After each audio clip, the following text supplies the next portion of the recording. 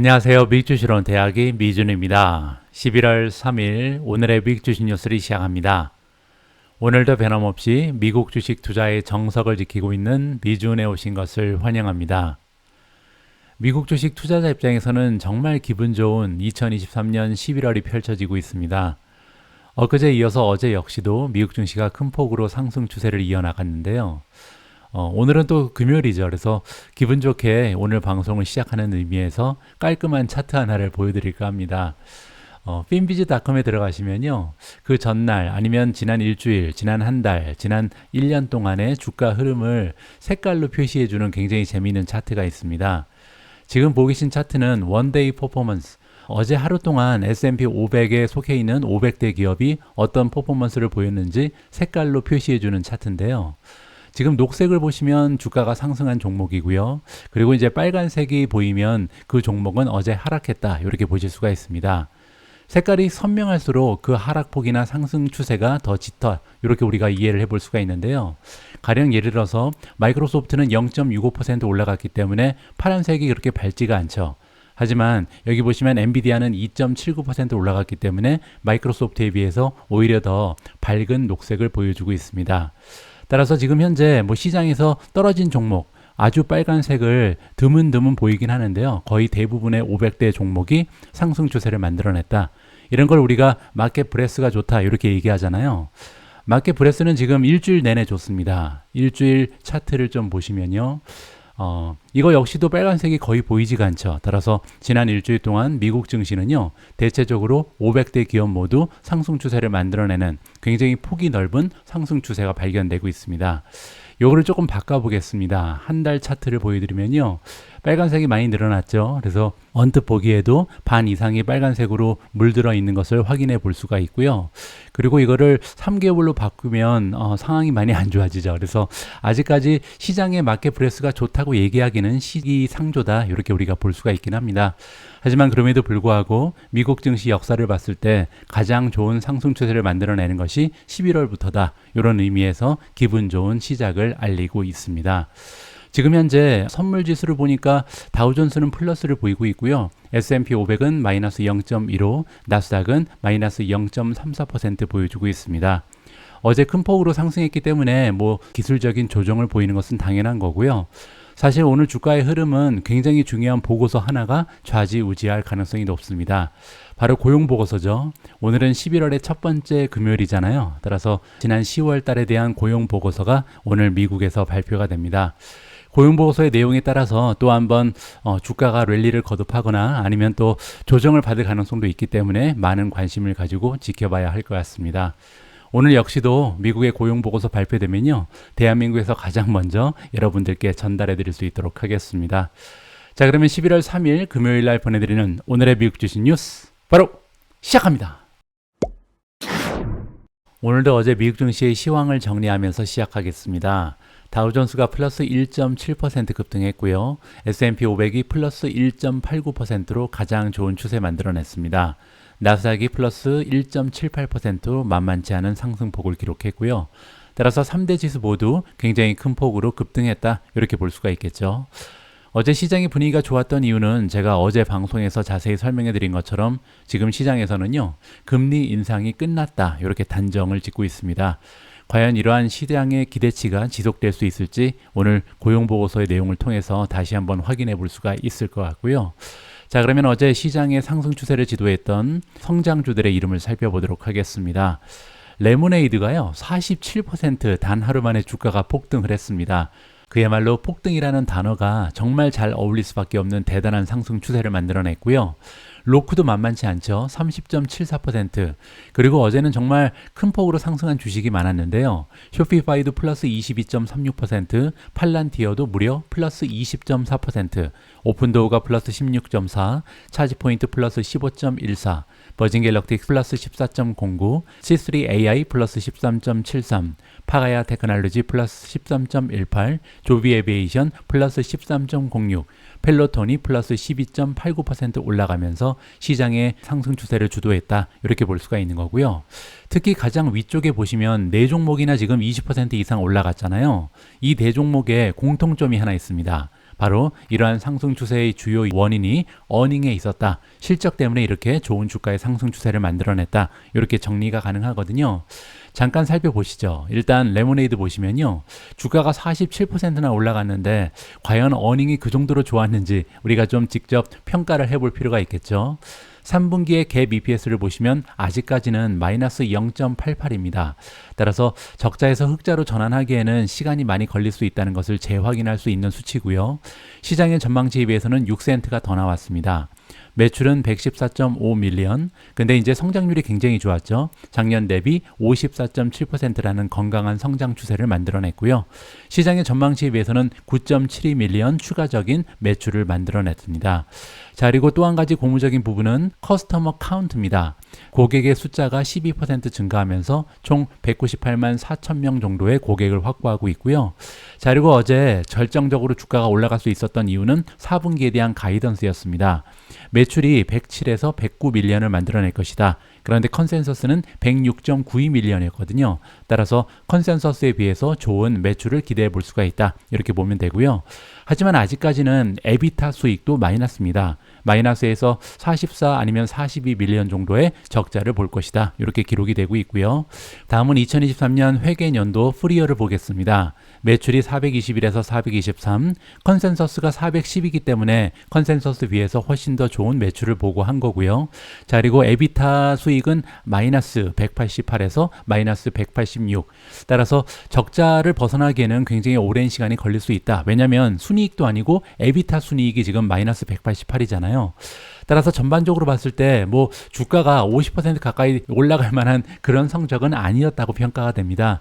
자, 그럼에도 불구하고 이렇게 주가가 47%나 올라간 이유는요. 한 가지 이유가 더 있는데 바로 이겁니다. 숏 인트레스트, 지금 현재 공매도에 투자되고 있는 주식의 비율이 무려 26%나 되거든요. 따라서 전체 주식의 4분의 1이 공매도잖아요. 이렇게 공매도율이 높기 때문에 좋은 어닝을 발표하면서 스퀴즈가 발생했다. 이렇게 정리하면 될 것 같습니다. 다음은 로쿠도 한번 보시죠. 어제 로쿠의 주가도 무려 30.7%나 폭등했는데 그 정도 가치가 있는 어닝이 발표됐는지 직접 한번 확인을 해보시죠. 3분기의 갭 EPS를 보시면 마이너스 2.33입니다. 따라서 아직까지는 적자폭이 크죠. 그리고 시장의 전망에 비해서도요. 23센트가 부족했습니다. 하지만 매출은 괜찮았는데요. 912 밀리언을 만들어내면서 작년 대비 성장률이 20% 가까운 추세를 만들어냈고요. 시장의 전망에 비해서도 5,634만 달러를 추가적으로 만들어냈습니다. 자, 그리고 어제 로쿠 같은 경우는 굉장히 좋은 소식이 들려왔는데요. 바로 액티브 어카운트의 숫자입니다.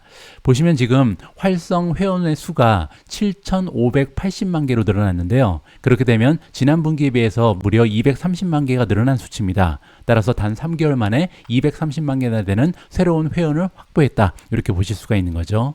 그리고 시청 시간도 괜찮았습니다. 총 267억 시간을 시청 시간으로 확보하면서 1년 전에 비해서 49억 시간이 늘어났다.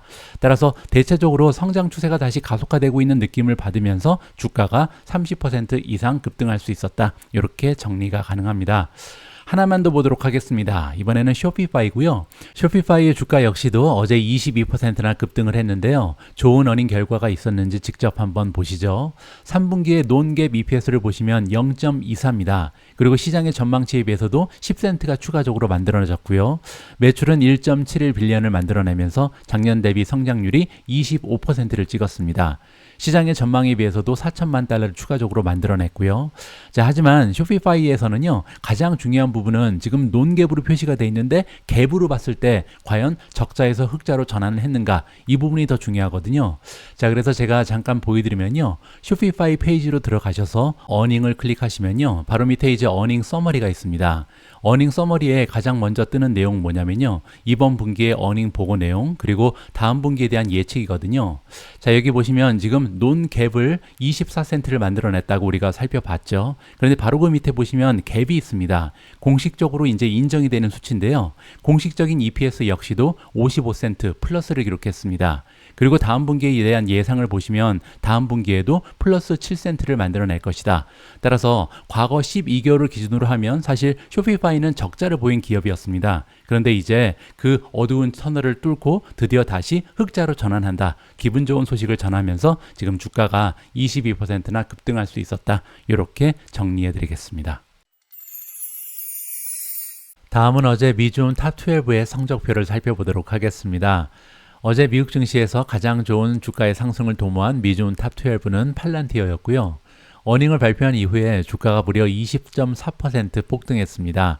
팔란티어의 어닝 결과에 대해서는 조금 있다가 다른 기사를 통해서 자세하게 보고를 해드리고요. 두 번째로 주가의 상승이 좋았던 종목은 소파입니다. 소파 역시도 어닝 결과 발표 이후에 최근에 굉장히 좋은 주가의 흐름을 지속적으로 만들어내고 있고요.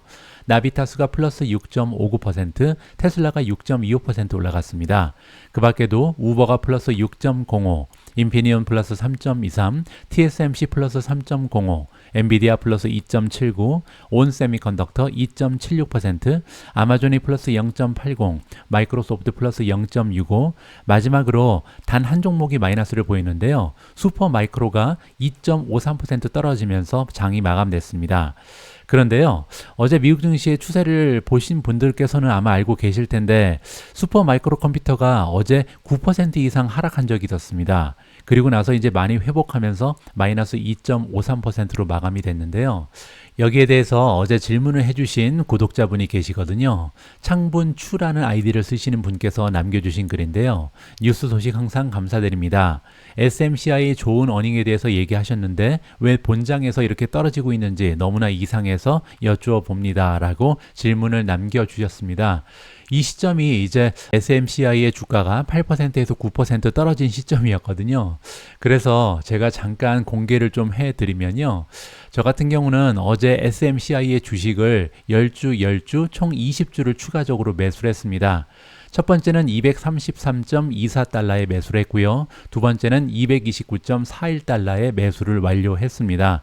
그런데 어제 SMCI 주가는요, 여기에서 245.9까지 올라가면서 마감이 됐거든요.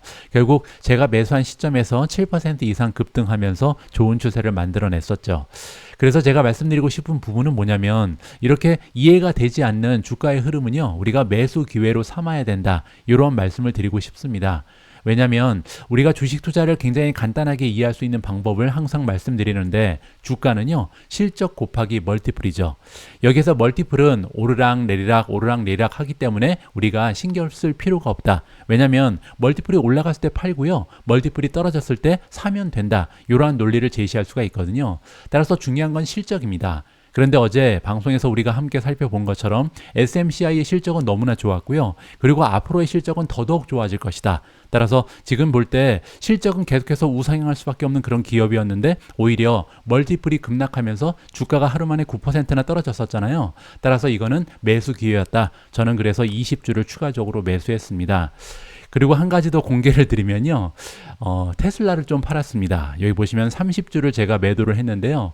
그 이유도 마찬가지입니다. 어제 테슬라의 주가가 6% 이상 급등을 했잖아요. 그런데 사실 이 테슬라의 주가가 올라간 이유가 실적에서 온 것이 아니라 지금 멀티플이 올라간 것이다. 이러한 판단을 했거든요. 지금 현재 제가 가지고 있는 테슬라의 주식은 90주 정도가 되는데 그 중에 3분의 1을 이번에 정리를 했습니다. 비중을 조절하면서 지금 SMCI가 너무나 좋아 보이기 때문에 오히려 추세가 좋은 종목을 샀다. 이렇게 이해하시면 될 것 같고요.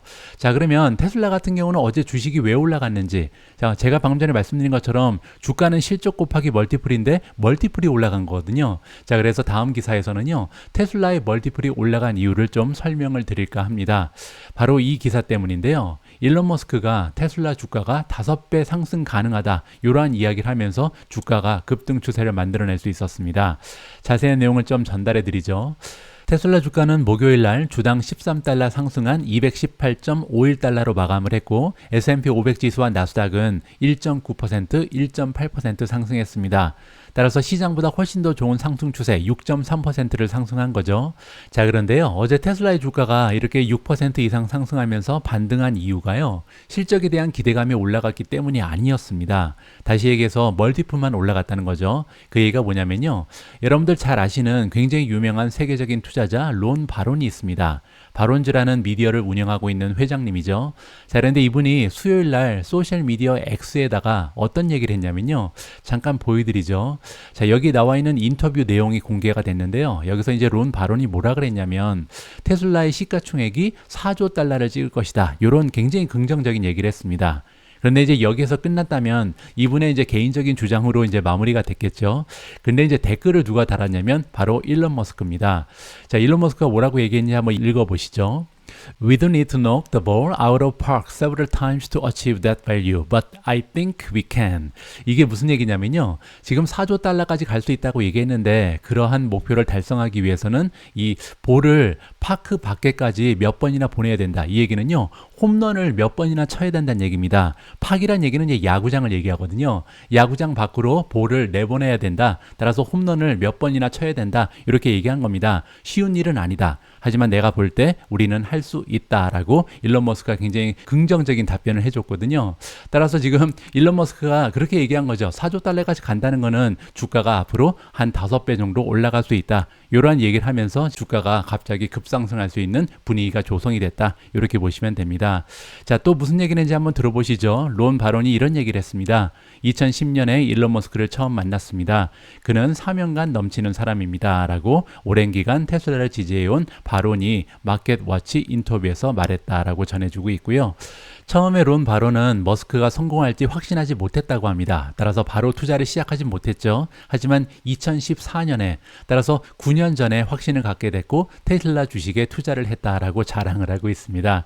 그 이후에 이제 테슬라는 20배 올랐죠. 그래서 20배의 수익을 올리고 있고요. 그리고 나서 중요한 부분은 뭐냐면 앞으로 7년, 8년, 9년 안에 5배 정도 더 오를 것이다라는 긍정적인 전망을 제시했습니다. 그리고 우리는 항상 테슬라라는 회사를 연구하기 위해서 노력을 하고 있다. 따라서 그냥 느낌이 아니라 우리는 테슬라라는 기업에 대해서 계속 공부를 하고 있는데 우리가 보기에는요. 다른 자동차 제조업체들이 테슬라가 하고 있는 일을 따라할 수 없다. 이렇게 우리는 확신한다라고 굉장히 좀 중요한 이야기를 했습니다. 따라서 이렇게 5배 정도 주가가 올라갈 수 있다. 그렇게 되면요. 시가총액이 3조 5천억 달러에서 4조 달러 정도의 시가총액을 만들어낼 수 있다. 이렇게 우리가 계산을 해볼 수가 있는 거죠. 지금 현재 테슬라의 주가는 200달러 정도 됩니다. 따라서 200달러에다가 5를 곱하면 1000달러 정도까지 올라갈 수 있다. 물론 그 기준은요. 당장 내년에 그렇게 될 수 있다는 것이 아니라 7년, 8년, 9년 정도를 기다려야 된다. 이렇게 우리가 정리를 해볼 수가 있을 것 같습니다. 이 기사의 마지막 부분을 좀 읽어보면 좋을 것 같습니다. 요즘의 투자자들은 먼 미래에 대해서 생각하지 않습니다. 최근에 주가가 고점 대비 하락한 이유는 10월 18일 테슬라가 실망스러운 3분기 실적을 발표했고요. 거기에다가 전반적으로 지금 전기차 업체에 대해서 불신이 자리 잡고 있기 때문이다. 따라서 전기차의 미래에 대한 확신이 조금 떨어졌다. 전반적으로 이렇게 우리가 얘기를 해볼 수가 있는 거죠. 왜냐하면 전기차 판매 성장세는 강력하지만 둔화되고 있는 추세를 보이고 있고요. 현재 수요를 고려할 때 너무나 많은 전기차 모델이 시장에 출시되고 있다. 공급이 너무 많이 되고 있다는 거죠. 따라서 경쟁이 가열화 되면서 여러분들 잘 알고 계신 것처럼 테슬라가 가격을 많이 인하했잖아요. 전반적으로 좋지 않은 시장의 모습을 보이고 있다. 이렇게 정리하면 좋을 것 같습니다. 하지만 바로는 이렇게 가까운 미래를 보는 것이 아니라 몇 년 후를 생각하고 있다. 현재는 주가가 200달러 이상을 유지하는 것이 굉장히 중요하다라고 얘기합니다. 이 의견은요. 기술적 분석가, 따라서 기술적인 차트 전문가인 프랭크 카파렐리가 이야기하는 거고요. 카파렐리는요. 기업의 펀더멘털 데이터보다는 차트를 통해서 투자자의 심리를 파악하고 단기, 중기적인 주가의 예측을 하는 전문가라고 소개가 되고 있는데요. 자, 이 전문가 의견에 따르면 투자 심리가 굉장히 좋지 않은 상황이기 때문에 200달러가 굉장히 중요하다고 합니다. 투자자들이 좀 한참 동안 떨어지고 있다가 숨을 돌릴 수 있는 굉장히 좋은 가격대다. 지지선이 형성돼 있다는 거죠. 자, 200달러가 왜 지지선인지 기술적인 분석을 해주고 있는데요. 200달러는 올해 들어 상승 추세의 50% 되돌림이라는 지지선을 형성하고 있다.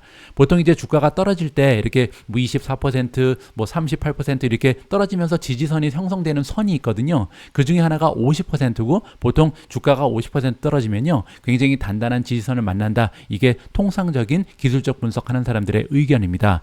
따라서 지금 현재 테슬라는 300까지 올라갔다가 200까지 떨어졌잖아요. 따라서 50%라는 지지선을 만났다. 우리가 이해를 해볼 수가 있을 거고요. 주식이 50%의 상승을 포기한 이후에도 그 자리를 지킬 수 있는지 이 여부는 굉장히 중요하다라고 이야기를 하고 있습니다.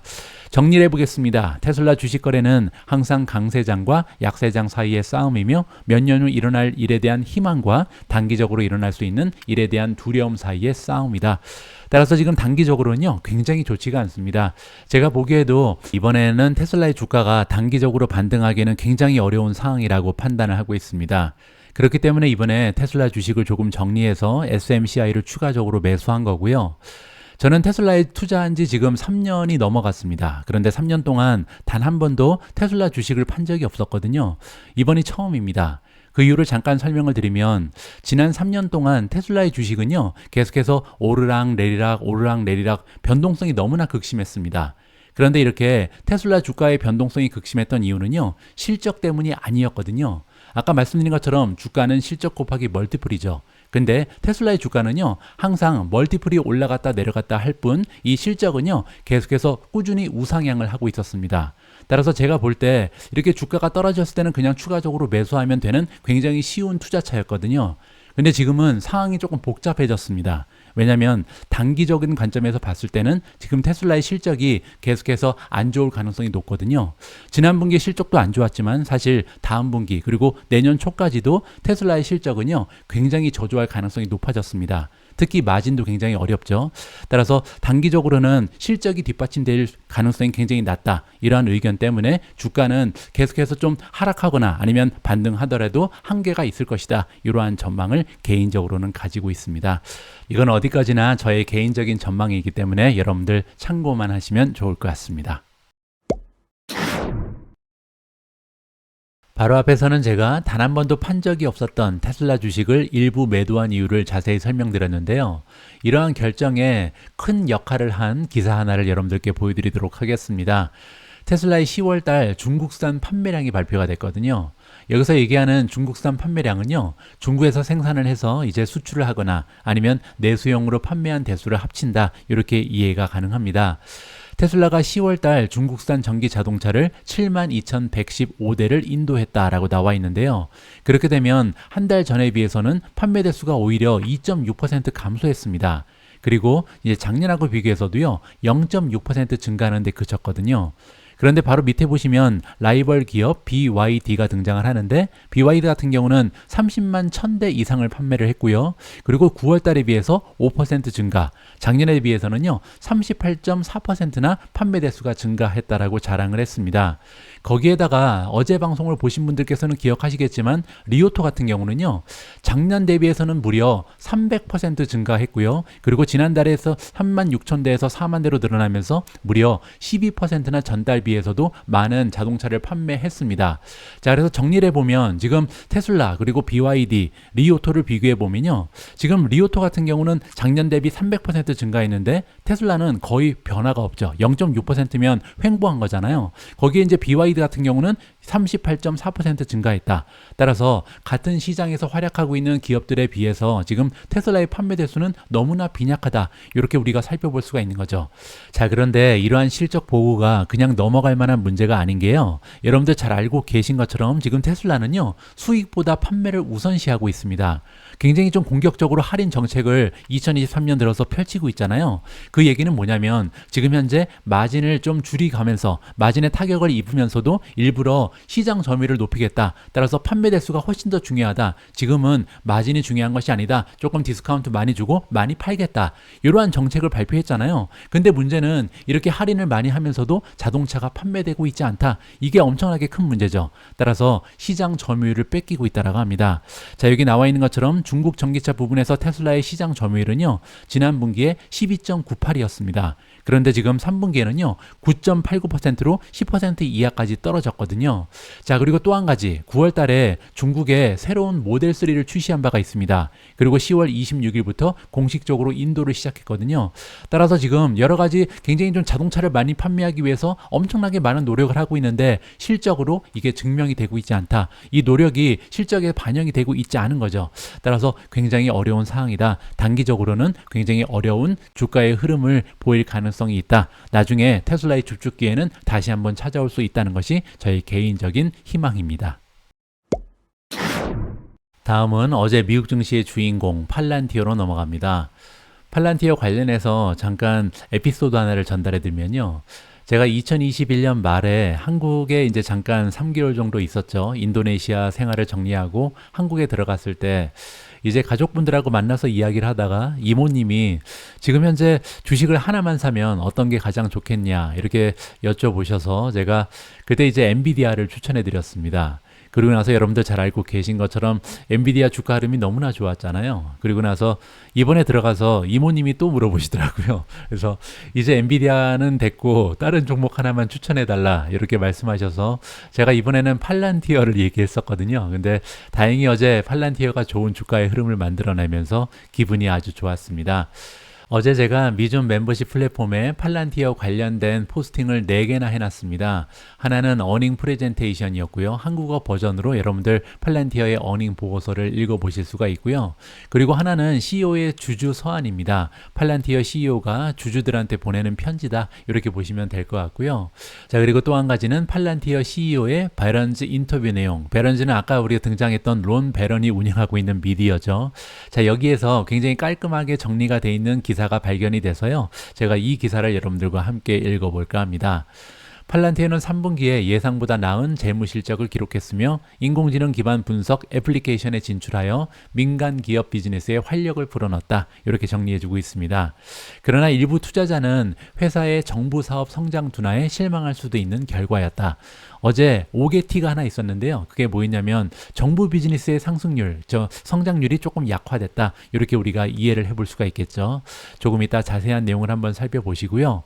자, 어제 목요일 날 팔란티어 주식의 주가가 어닝 결과로 인해서 20.44% 급등하면서 17.97까지 올라갔습니다. 거의 18달러를 찍고 있는데요.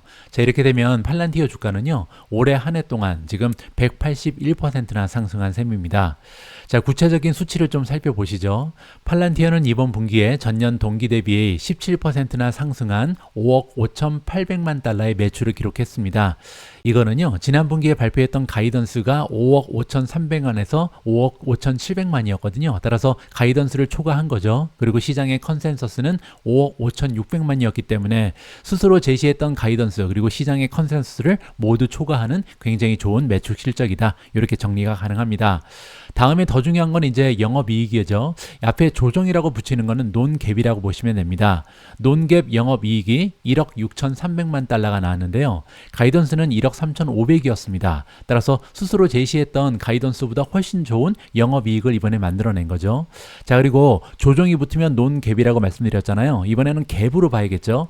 갭을 보시면 지금 팔란티어가 7,200만 달러, 즉 주당 3센트의 순이익을 올렸다. 따라서 이번 분기에도 적자가 아니라 흑자였다. 이게 굉장히 중요합니다.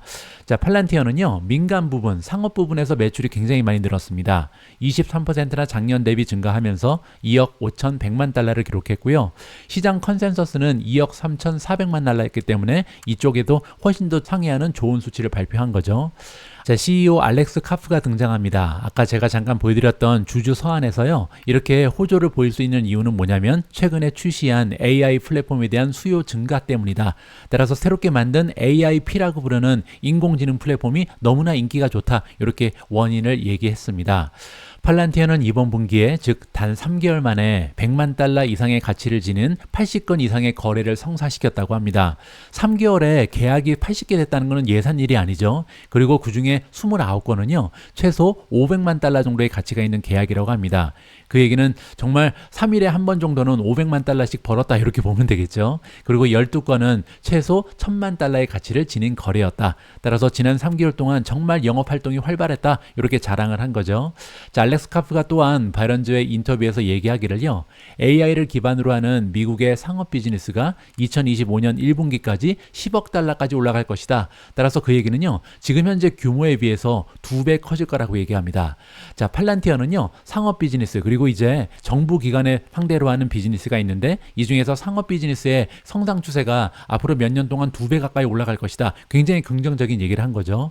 자, 그 이유가 설명되고 있는데요. 미국 내 여러 산업 분야의 기업들이 지금 최신 대규모 언어 모델, 라지 랭귀지 모델이죠. 라지 랭귀지 모델의 힘을 활용할 수 있는 소프트웨어 플랫폼을 구축하기 위해서 분주하게 움직이고 있다. 너도 나도 지금 인공지능 도입하려고 난리가 났다는 거죠. 그리고 우리는 그들이 필요하는 것을 구축했다. 따라서 우리가 만든 AIP가 인기가 너무나 많다라고 다시 한번 얘기를 해주는 거죠.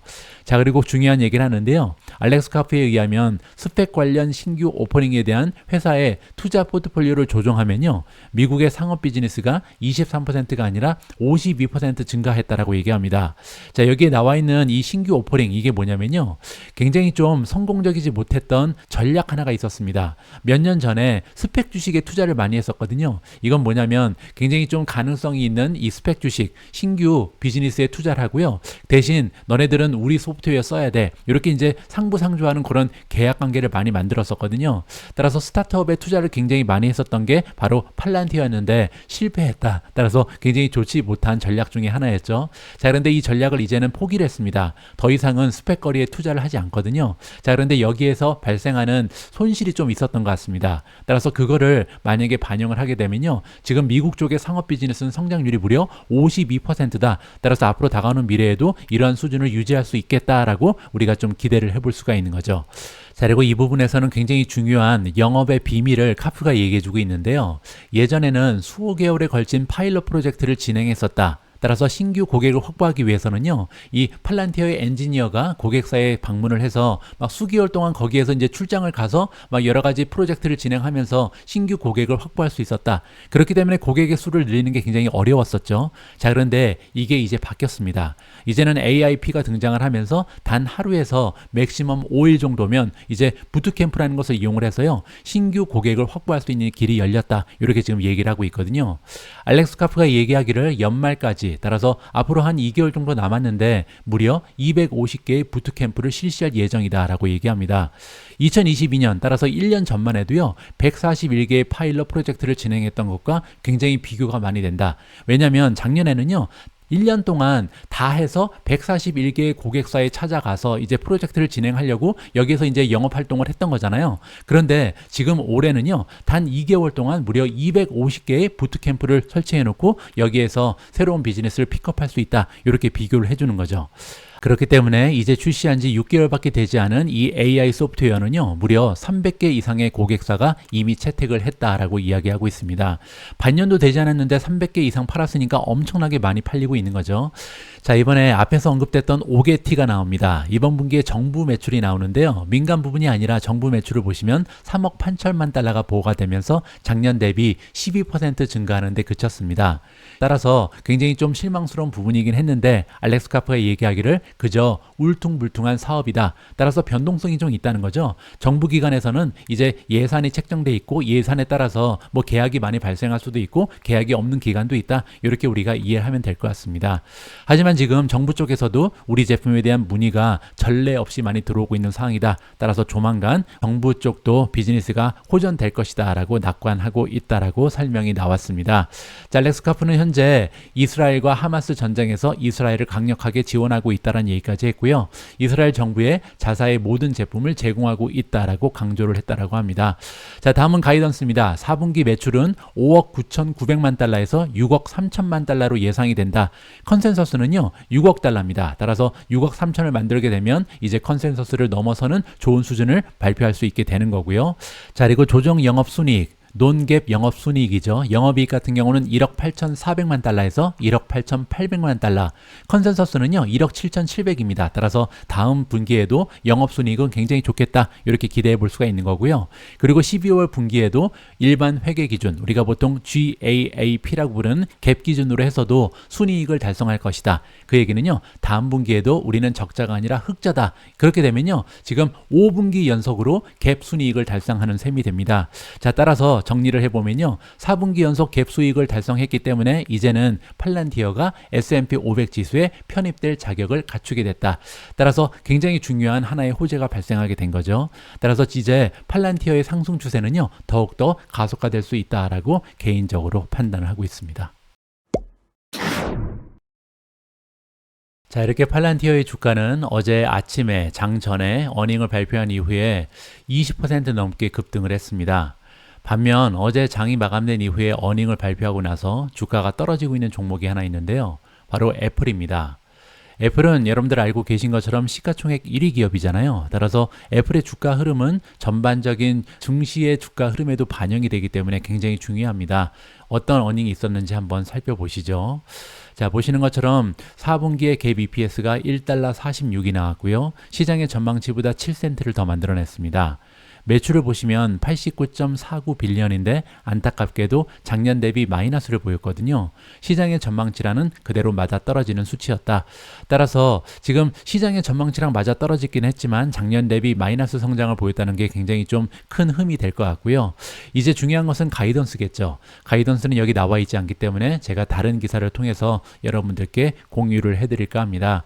이번 기사의 제목을 보시면 애플 4분기 전망에 실망해서 주가가 3% 하락 중이다. 이렇게 나와 있죠.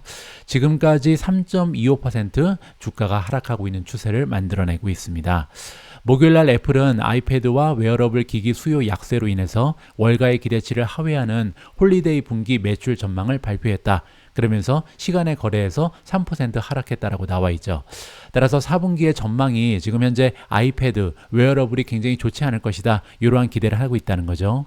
하지만 애플의 최고 경영자 CEO인 팀 쿡은요. 어제 어닝콜에서 애플의 새로운 아이폰 15 모델이 중국에서 잘 팔리고 있다. 이렇게 주장을 했다고 합니다. 지금 현재 시장 그리고 투자자 입장에서는요. 애플의 성장세가 둔화될 것이다. 시장 점유율을 뺏길 것이다. 이러한 걱정이 굉장히 많거든요. 특히 문제가 화웨이입니다. 화웨이는요. 예전에 한번 이제 그 미국의 제재 때문에 거의 망할 뻔했는데 다시 한번 화려하게 재기를 했죠. 그래서 이번에 새로운 스마트폰 때문에 애플의 시장 점유율이 계속해서 낮아질 것이다. 이러한 월가의 우려가 있는 상황입니다. 따라서 이런 우려를 완화하기 위해서 CEO가 굉장히 좀 많은 노력을 했다. 긍정적인 얘기를 많이 했다. 이렇게 보시면 되죠. 하지만 애플의 중국 매출은 9월 30일 마감된 회계연도 4분기에 전체적으로 2.5%나 감소를 했습니다. 굉장히 좋지가 않죠. 근데 이제 팀쿡이 뭐라 그랬냐면 환율의 영향을 고려하면 성장한 것이다. 플러스였다. 이렇게 지금 변명을 했다라고 합니다. 이번에는 CFO입니다. 애플의 CFO 이름은 루카 마에스트리고요. 자, 이 재무 책임자가 뭐라고 얘기했냐면 크리스마스 연휴 그리고 애플의 새 아이폰 모델 판매량이 가장 많은 시기가 4분기잖아요. 12월에 끝나는 마지막 분기에 분기 매출이 전년과 비슷할 것이다. 이렇게 좀 우울한 얘기를 했습니다. 성장하지 못한다는 거죠. 근데 이제 월가에서는 작년 대비 한 5% 가까이 성장하지 않을까 이렇게 좀 기대를 했었습니다. 따라서 컨센서스는 1229억을 넘어섰거든요. 따라서 이러한 예상이 좀 빗나가고 있다. 따라서 작년 대비 한 5% 정도 증가할 것이다. 이렇게 월가에서는 기대를 하고 있었는데 그거보다 5%나 줄은 수치를 지금 가이던스로 제시했다. 이렇게 이해하시면 될 것 같습니다. 그것 때문에 이제 시간의 거래에서 3.4% 하락하는 추세를 만들어냈다. 이렇게 보시면 되고요. 자, 시장의 반응을 좀 보도록 하겠습니다. 테크널리스 리서치에서 일하고 있는 애널리스트 밥 오도넬이 얘기하기를요. 중국 시장에 잠재적인 지정학적인 도전이 많다는 점을 감안해야 된다. 따라서 그런 걸 생각할 때 팀쿡의 어제 태도는 굉장히 좀 자신감이 넘쳤다. 굉장히 놀라울 정도였다. 물론 이제 주가를 지키기 위해서 이렇게 얘기했겠죠. 물론 애플은 다른 경쟁 기업들보다는요. 글로벌 스마트폰 침체를 잘 극복해 왔습니다. 그만큼 이제 브랜드 파워가 있었기 때문이죠. 하지만 문제는 핵심 시장인 중국이 지금 굉장히 좋지 못한 경제 상황에 직면해 있다. 이게 이제 테슬라랑 마찬가지로 굉장히 좀 어려운 부분이죠. 자, 매출과 이익이 모두 기대치를 초과했기 때문에 투자자들이 안도의 한숨을 쉬울 수 있는 그런 어닝 결과였다. 자, 근데 문제는요. 앞으로의 상승 여력이 굉장히 적다라는 거죠. 그리고 두 번째로 중국에서의 판매 부진이 우려가 된다라고 DA 데이비슨의 분석가 톰 포르테가 얘기하고 있습니다. 자, 거기에 복병 하나가 출연을 했죠. 미국 정부의 무역 규제로 인해서 수년간 시장에서 거의 퇴출당했던 화웨이가 이번에 중국산 칩을 탑재한 새 휴대폰으로 시장에 복귀를 하면서 애플은 올해 스마트 시장에서 더 치열한 경쟁에 직면하고 있다라고 마무리가 되고 있습니다. 어떻게 보면요. 지금 테슬라랑 굉장히 비슷한 상황에 놓여 있는 것이 아닌가. 왜냐하면 굉장히 좀 어려운 상황이죠. 스마트폰 시장도 그렇고 전기차 시장도 그렇고 굉장히 좀 바닥을 기고 있는데 거기에 경쟁 기업은 계속해서 더 늘어나고 있잖아요. 따라서 비슷한 문제를 맞이하고 있는 것이 애플과 테슬라다. 이러한 느낌을 받을 수가 있었습니다. 오늘 마지막으로 준비된 기사는 시장에 대한 전망이고요. 오늘 우리가 함께 들어볼 전망은 채권왕 건들락의 의견입니다. 채권왕 건들락은 이렇게 생긴 분입니다. 자, 이분은요, 왜 채권왕이라고 불리는지 잠깐 조사를 해봤더니요. 제프리 건들락은 채권 시장에서 트렌드를 굉장히 잘 예측하고요. 수익성 있는 결정을 여러 번 내렸다고 합니다. 따라서 굉장히 좀 타이밍을 잘 잡는다는 거죠. 그래서 그런 능력 때문에 채권 왕으로 불린다라고 전달이 되고 있고요. 굉장히 대담하고 또 시장의 흐름과 반대 의견을 많이 제시한다고 합니다. 그러면서 이제 굉장히 좀 어려운 상황에서 극단적인 상황에서 대담한 결정을 하고 그 결정이 맞아 떨어진 적이 굉장히 많았다. 그래서 지금 현재 글로벌적으로 가장 존경받고 영향력 있는 투자자 한 명으로 인정을 받고 있는 그런 전문가다. 이렇게 보시면 됩니다. 자, 소위 채권왕으로 불리는 더블라인 캐피탈의 CEO 제프리 건들락은요, 경제가 더 악화될 것으로 예상을 하고 있는 것 같습니다. 따라서 내년에 리세션으로 빠져들 것이다. 그러면서 금리가 하락할 수밖에 없다라고 주장을 하고 있습니다. 연방준비은행, 연준이죠. 연준에서 수요일날 만장일치로 연방 기준금리를 5.25에서 5.5% 사이로 유지할 것을 만장일치로 합의를 한 바가 있습니다. 그런데요, 이번 결정은 2023년 이후에 11번의 금리 인상이 있군 이후에 2번 연속으로 금리를 동결하기로 한 결정이다. 건들락이 보기에는요, 이제는 끝났다 이렇게 예상을 하는 것 같고요. 그리고 이제 더 이상 금리가 올라가지 못하고 금리가 하락할 것이다 이렇게 보는 주요 이유가 내년 초에 2024년 초반에 이제 드디어 리세션이 찾아올 것이다 이러한 논리가 들어가 있잖아요. 자, 이렇게 건들락이 리세션을 예상하는 이유가 세 가지로 정리가 되어 있습니다. 첫 번째는요, 실업률입니다. 실업률이 아직까지는 거의 완전 고용이죠. 하지만 계속해서 올라가는 추세를 보이고 있다. 이게 첫 번째 근거고요. 두 번째는 2년물 그리고 10년물의 국채 수익률 사이에 스프레드가요, 1년 이상 역전된 상태를 유지했다. 이거를 우리가 이제 전문적인 단어로 장단기 국채 금리의 역전 현상이라고 부르잖아요. 그리고 과거 역사를 봤을 때 장단기 국채의 금리가 역전되면요, 10중 8구는 항상 리세션이 그 뒤에 발견이 됐습니다. 그리고 이제 그 시기 같은 경우는요, 장단기 국채 금리의 역전 현상이 해소된 다음에 그리고 보통 리세션이 오거든요. 따라서 내년 초에 분명히 리세션이 발생할 것이다. 두 번째 논리를 제시하고 있습니다. 세 번째는요, 해고의 물결입니다. 지금 너무나 많은 기업들이 해고를 하고 있다는 거죠. 얼마 전에 지난주였나요? 퀄컴이 굉장히 좀 많은 수의 해고를 발표한 적이 있고요. 그리고 이제 대부분의 메가테크 기업들은 올해 들어서 지속적으로 계속해서 해고자의 수를 늘리고 있는 상황입니다. 따라서 건들락이 보기에는요, 해고의 물결이 다가오고 있다 이렇게 믿고 있는 것 같고요. 이미 금융회사 그리고 테크 기업들은 해고 발표를 많이 하고 있는데 이게 전반적인 산업으로 확대가 될 것이다 이러한 전망을 가지고 있습니다.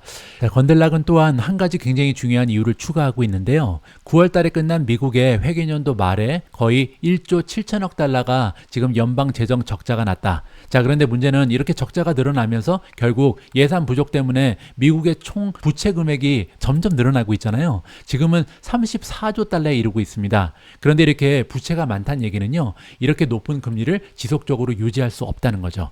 따라서 현재 금리 수준으로는 이 정부를 감당할 수 없다. 따라서 지금 부채 총액이 너무나 많기 때문에 어쩔 수 없이 금리를 내릴 시기가 다가왔다. 지속 불가능한 그런 금리다. 이렇게 정리가 가능할 것 같습니다. 저는 개인적으로요, 이 건들락이라는 전설적인 채권왕의 의견에 동의를 합니다. 제가 예전부터 말씀드렸지만 우리가 가지지 못한 정보를 분명히 메가테크 기업들은 가지고 있을 것이다. 그리고 이렇게 세계에서 가장 훌륭한 기업들이 계속해서 직원을 해고한다는 것은요, 결국은 경기 침체가 찾아올 것이라는 예측을 하고 있다라고 저는 판단합니다. 따라서 그 시기를 좀 맞추기가 어려울 뿐이지 결국 내년 정도에는 경기 침체가 잠깐이라도 찾아오지 않을까 개인적으로 판단을 하고 있습니다. 11월 3일 보내드린 오늘의 미국 주식 뉴스는 여기까지입니다. 이번 주에도 미중과 함께 해주신 모든 분들께 감사의 말씀을 드립니다. 이제 시작되는 주말 여러분들 편안하고 즐거운 그런 주말 만들어 가시고요. 저는 다음 주에도 변함없이 미국 주식 투자의 정석을 지키기 위해서 여러분들께 인사드릴 수 있도록 하겠습니다. 우리 모두가 미국 주식 투자로 은퇴하는 그날까지 다 함께 화이팅입니다. 행복한 하루 되세요. 감사합니다.